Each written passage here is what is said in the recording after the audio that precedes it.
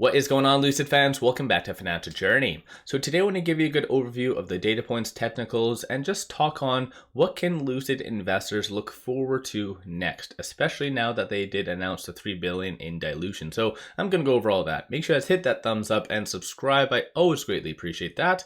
And with that, let's get right to it.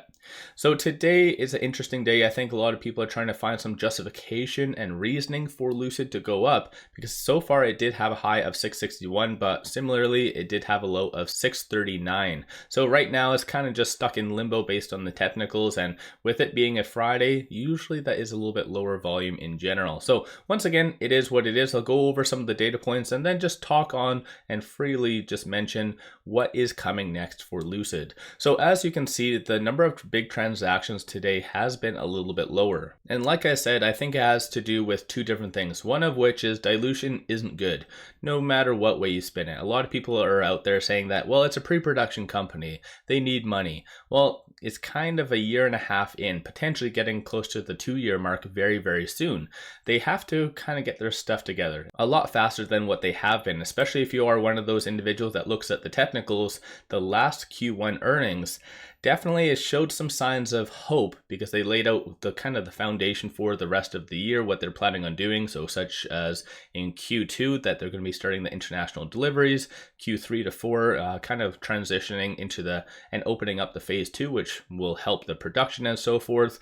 But the numbers just completely sucked. So they definitely do need to get their stuff together. So a lot of institutions, I think, are just waiting on a little bit better results, and B, it's just a Friday. So in general, it is what it is. There was only one big transaction, so 2.85 million, and it was a buy. So that's a positive thing at least. Majority of these are buys. Similarly, what happened yesterday, and I actually did decide to buy as well. So I added 2,000 shares at $6.60.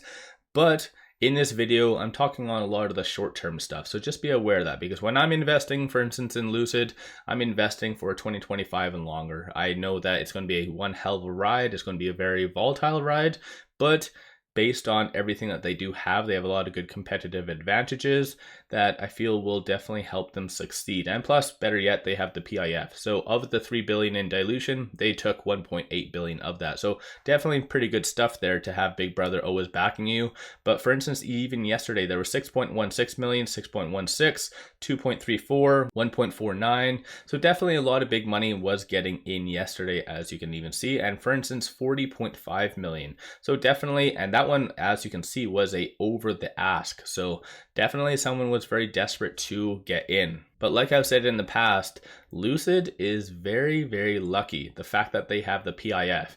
If you take the PIF out of Lucid's mix, unfortunately, I feel the stock price would be at $2 or potentially even less. I know that might be a little bit more far-fetched, but the PIF, every time you talk to anyone about Lucid potentially going bankrupt or just having some issues in the future, well, guess what? Everyone, even the bears, will say, well, they have the PIF behind them.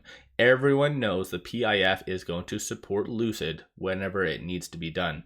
So again, it kind of has that good aspect to that, and that's most likely why it's been kind of staying around the $6 range, and it's not a lot less. But once again, I'm not a financial advisor. You guys always do your own due diligence.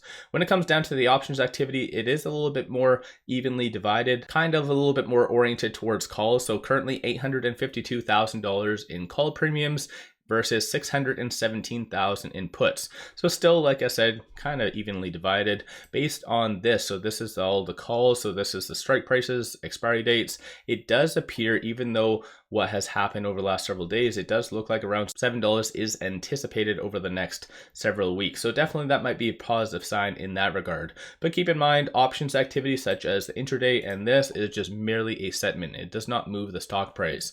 But moving on from that, some overall data points other than the SEC filing that was submitted due to obviously the dilution and so forth, there has been no tentative news whatsoever. So it is just purely following the technicals and just a little bit more speculation and optimism.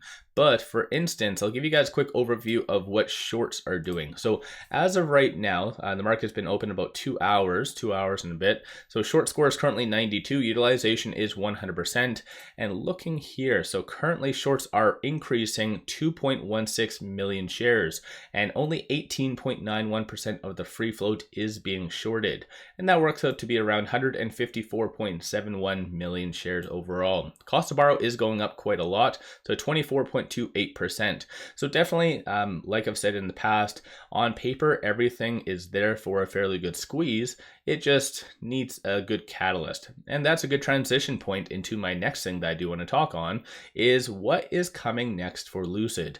So of course, we have already known that there's only going to be two main catalysts for Lucid, one of which is the peer. I think they were encountering a little bit more of a supply chain issue. This is why it initially was supposed to be a little bit later in Q1. Based on the Q1 earnings, they did push it back to Q3. So the peer is going to be a very big seller for Lucid, and that's going to be one of their biggest things for marketing as well, because word of mouth and just test drives are Lucid's main marketing aspects. So they definitely do have that going for it. And then when it comes down to the Gravity, I don't think anyone was really impressed by them pushing it back tentatively. But when it comes to the Gravity, they are going to be unveiling it fairly soon. It was supposed to be spring. It does look like it is going to be considered later in the year. So that is the next big things for investors to look forward to, outside of potentially good earnings, whether it be the Q2, 3, 4, and so forth. So clearly not a huge amount of catalyst. So this is why of those, Lucid needs to really capitalize and make it worthwhile for investors, because I don't think any investors are willing just to have their money sit or potentially trend down. Everyone wants their money to appreciate one way or another. So Lucid definitely does need to get on top of their expenses, because by them getting that $3 billion in dilution, they definitely do need to control that, especially looking, like I mentioned on their last quarterly earnings, they kind of showed no expense reduction or any incentive. And the fact that they did lay off staff at the tail end of Q1 just goes to show that they don't have a handle on anything. But once again, like I've already mentioned, maybe I'm just a hypocrite and I did decide to buy, even though I'm bringing up some tentative negatives. On this channel, I like to give you the good, the bad, and the ugly at all times. And like I've already mentioned, when I'm investing in Lucid, I'm investing in the long term. That's usually the best way to go, because if you're investing in the short term, well, just look at what's happened. There's a lot of volatility, especially if you scroll back. Like, it's very hard to invest in Lucid in the short term without actually just relying on technicals and so forth, because it's kind of no rhyme or reason sometimes why it goes down or up. But once again, give yourself a shout out if you did decide to buy yesterday, especially close to the new 52-week low. Who's going to say no to that? But again, let me know you guys' thoughts. Is there any other tentative catalyst that I am potentially missing out on that I haven't mentioned? But there was one thing that was posted on Twitter that I just wanted to share with you. I'm a very big fan of 𝗖𝗧𝗧. I've already mentioned that numerous times. And I like this little snippet right here, because he does say, for the most part, that it's kind of the center of the world. So if they want to ship stuff to Asia, to Africa, to Europe, anywhere, they can do so, and a lot cheaper. And that's one thing that I've always brought up, the fact that they can do it cheaper, because yeah, the AMP facility in Arizona, they can produce a ton of vehicles, but for them to ship it worldwide and on international scale, that's going to become very, very costly, and once again, really hurt their balance sheet. And investors do not need that. So they really do need to capitalize on the whole Saudi Arabia facility, and I believe that they are going to be starting that in September, and it seems to be on track from what I've seen based on some posts. I've been unable to find any actual true videos of the inside or what it looks like, other than just screenshots and so forth. So once I do, I'll share that with you. But once again, I appreciate you guys watching. Let me know you guys' thoughts on Lucid in the comments below. Are you getting tired of the dilution? Are you buying, selling? What are you doing? Don't forget to hit that thumbs up and subscribe. One final thing, take advantage of this promo with Moomoo, link in the description below and also the comments. Couple days left. Sign up for a free account. You get one free stock. Each stock is valued up to $2,000. So complete no-brainer. Take advantage while you can. And without further ado, I appreciate you guys watching.